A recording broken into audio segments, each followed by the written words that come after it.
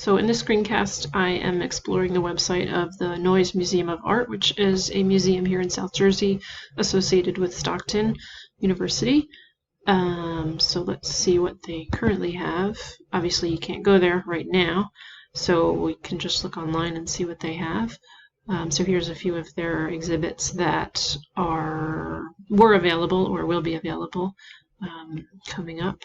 And they have a couple different locations. They have the Arts Garage in Atlantic City. They have locations at Stockton University and a couple of satellite locations.